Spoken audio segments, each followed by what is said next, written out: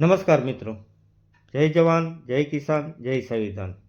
આપણી Gujarat weather by કીર્તન વડાવિયા ચેનલમાં આપ સૌ મિત્રોનું હાર્દિક સ્વાગત છે. મિત્રો, આપણે આગલા વિડીયોમાં તારીખ 23થી લઈ અને 29 નવેમ્બર સુધીની આગાહી આપેલ હતી અને તેમાં ટૂંકા સાર સ્વરૂપે જણાવેલ હતું કે શરૂઆતમાં ઠંડી જોવા મળશે, બાદ ઠંડીનું પ્રમાણ ઘટશે અને બાદ ફરી ઠંડીમાં વધારો થશે. એ મુજબ જ હાલ ઠંડીનો પારો નોર્મલથી 2થી 3 ડિગ્રી નીચે સરકી ગયેલ જોવા મળેલ છે, જે નોર્મલથી 2થી 3 ડિગ્રી ઠંડી ગણાય અને સાથે સાથે આગોતરા એંધણ મુજબ હાલ ઠંડી ચાલુ છે.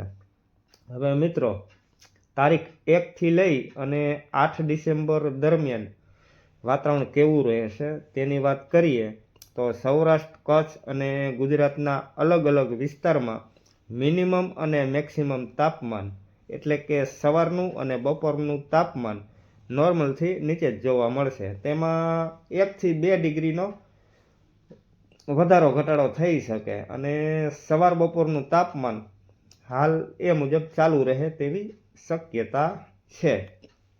અને તારીખ 4 આસપાસથી છૂટાછવાયા વાદળો જોવા મળશે અને હાલ બંગાળની ખાડીમાં પોંડિચેરીના દરિયાકાંઠાની આસપાસ એક વાવાઝોડું સક્રિય છે અને તે દક્ષિણ પશ્ચિમ તરફ ગતિ કરવાનું છે અને વાવાઝોડું ક્રમશઃ નબળું પડીને કર્ણાટક તરફ ગતિ કરશે અને અરબ સાગરમાં આવશે અને વાવાઝોડાની સામાન્ય અસર મહારાષ્ટ્ર લાગુ દક્ષિણ ગુજરાત સુધી જોવા મળે તેવી શક્યતા છે. એટલે છૂટાછવાયા વિસ્તારમાં વાદળો છવાય તેવી શક્યતા.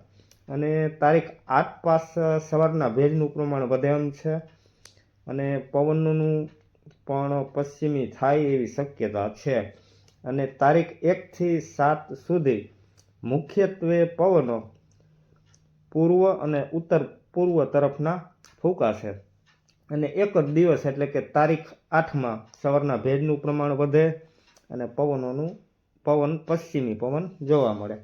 હવે મિત્રો, આગોતરા એંધાણની વાત કરીએ ને તો તારીખ 8 રાત બાદથી ઠંડીનો એક સારો રાઉન્ડ ચાલુ થાય. અમુક જગ્યાએ તાપમાનનો પારો સિંગલ ડિજિટ સુધી જોવા મળે અને પ્રથમ સારી ઠંડીનો રાઉન્ડ આવવાની શક્યતા છે. આગોતરું એંધાણ એટલે માત્ર ને માત્ર 30% શક્યતા ગણવી. મિત્રો, આપણી ચેનલમાં દર 7 દિવસે રેગ્યુલર વિડીયો આવે છે અને એમાં જે એમ જણાવેલું હોય એ મુજબ વાતાવરણ જોવા મળતું હોય છે, એટલે નવા વિડીયો કોઈ આપવાની જરૂર રહેતી નથી. અને આપણી ચેનલ ખૂબ જ આગળ વધે એ માટે આપ સૌ મિત્રોને એક નમ્ર વિનંતી છે કે આપણા વિડીયોને અલગ અલગ ગ્રુપોની અંદર વાયરલ કરો. આપણે જે કંઈ વિડીયો મૂકીએ છીએ તેને લાઈક કરો, શેર કરો અને મિત્ર સર્કલ ગ્રુપની અંદર આપણી ચેનલને સબસ્ક્રાઈબ કરાવો. આભાર મિત્રો. જય જવાન, જય કિસાન.